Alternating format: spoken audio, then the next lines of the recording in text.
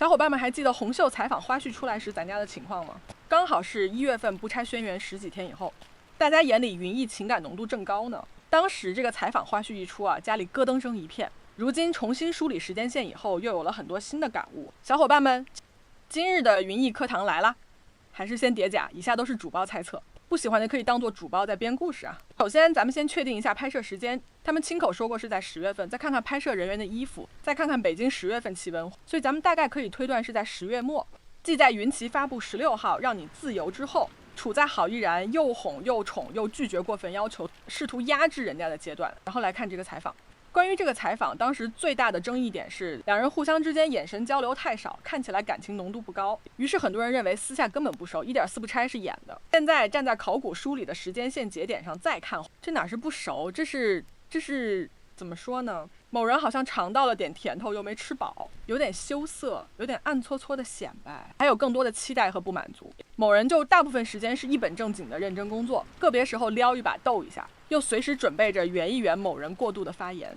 还有一个点，当时大家都觉得普普又温柔又知性又好脾气，对云奇会喷火的评价接受不了。动耳朵，因为他耳朵很大，因为他这样生气就会喷火。现在大家都知道了，原来郝依然对粉丝和对云奇真是两个标准。还有就是关于快递的回答。快递，快乐的瞬间，因为快乐可以传递能量。来，小伙伴们，作为云布布的粉丝，咱们好好回忆一下，他什么时候有关于快递的时候？这次整理时间线，主播终于发现了一个线索。大家看这个20号的，距离他拍摄红袖时间点很近的 vlog， 有没有可能他想说的其实是外卖呢？哦，我点了杯咖啡。早上起床我怕没精神，点杯咖啡，想着出门的时候再拿。可是我一开门发现，哎，我咖啡呢？让我看了一下地址，点错地址了，我服了。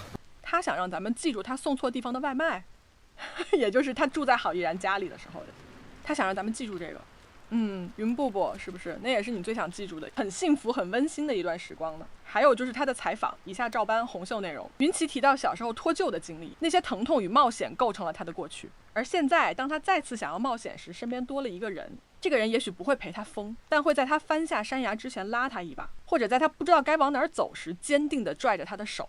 云布布，你是拍戏又不是攀岩，请问怎么就有翻下山崖的时候呢？除了这份纠缠不休的又炽热又克制又浪漫又危险的感情，主播想不到别的。所以当时从不断的采访花絮，站在现在这个时间点看，完全是有点酸酸的好吃的糖果呀。那是主播第一次在家里遇到咯噔怪，急得不行，大半夜的爬起来找资料剪视频，傻傻的想安慰破防的同担，殊不知人家可能不仅不是什么同担，连云逸的担都不是。主播当时真的太傻了，还妄图拿事实资料说服人家，改变人家的想法，真的怎么那么傻？道不同不相为谋，还不如看自己想看的，说自己想说的，自然会有喜欢听你说话的同路人。而且主播现在遇到这类事有了别的处理办法。看到这里的小伙伴应该都是真爱吧？主播昨天手贱点开人家的互黑帖，被创得不轻，所以厨子要拿他俩来炒个菜，编个故事安慰一下受伤的心。红袖工作结束以后，两人上车还是不搭理对方。二哥奇怪，刚不好好的，咋了这是？二人对视一眼，扭头不说话。二哥无奈。云某，看看，人前就招播我，人后就不搭理我。郝某，你还说喷火快递，你咋这么爱分享呢？云某，你没喷火吗？郝某，那还不是因为你越来越……云某脸红，能怪我吗？还不是因为你太……郝某脸红，一个佳木斯大拐上去，闭嘴吧你！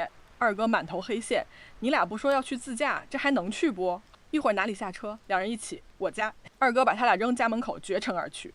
两人装成面无表情的样子，气哄哄的回家，门一关开始打架。其实拍照的时候就被对方吸引，早就忍不住想那啥了。对不起，主播这次舞的有点大，不过主播下次还敢，主播被你俩的伪粉创了，就得在你俩身上找回来。总结：云逸、冰茶、小星河，咱们就相爱相杀共沉沦吧。